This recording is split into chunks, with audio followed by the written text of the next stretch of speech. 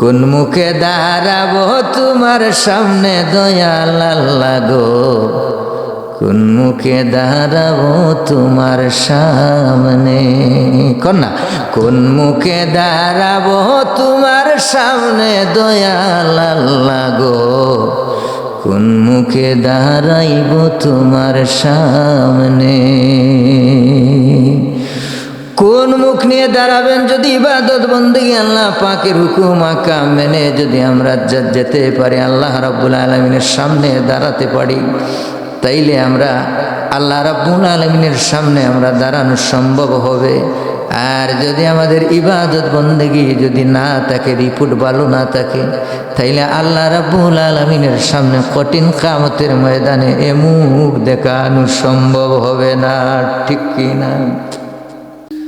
মুর্দার রুহটা তখন ফুফাইয়া ফুফাইয়া পেরেশান হয়ে যায়, কাতর মনে পেরেশান হয়ে কাঁদতে থাকে। কি ব্যাপার, আমার ছেলে সন্তানকে আমি রেখে আসলাম, এক এক করে বুঝি তোমরা সময় আমাকে রেখে কবরে একা ফেলে চলে গেলে।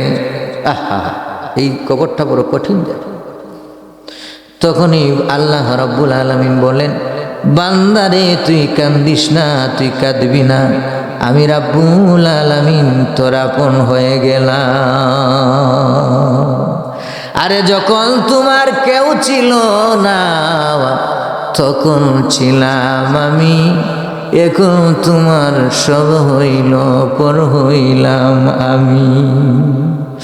আবার যখন তোমার কেউ রবে না তখন রব আমি, যতই ফাঁকি করনে বান্দা সকল সময় আমি।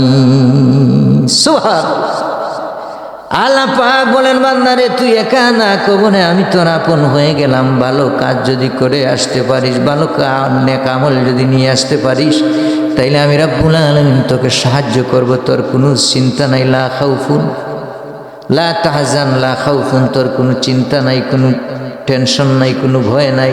আমি রাব্বুল আলামিন তোকে ধরে ধরে সাহায্য করে করে কবর, হাসর, মিজান, ফুলসিরাত আমি পার করে দিব। বলুন সুবহানাল্লাহ। এর জন্য আপনি দুনিয়াতে থাকতে শুধু ছেলে সন্তানের জন্য, বিবি বাচ্চার জন্য পেরেশান হলে হবে না। এইভাবে একটা বিবি বাচ্চার জন্য যদি আপনি এইভাবে বাড়িঘরের জন্য, ধন দৌলতের জন্য, আত্মীয় স্বজনের জন্য, সন্তান সন্তানাদির জন্য যেভাবে আপনি আমি পাগল হয়ে যাই, যেই মহব্বত মায়া আমরা রাখি, যদি আল্লাহ রাব্বুল আলামিনের জন্য বিন্দু মাত্র আমরা মহব্বত প্রেম আল্লাহ রাব্বুল আলামিনের করে যেতে পারি, আল্লাহ পাক বলেন, বান্দা বান্দি আমার রহমতের কুলে তোকে আমি সব সময় জায়গা দেই।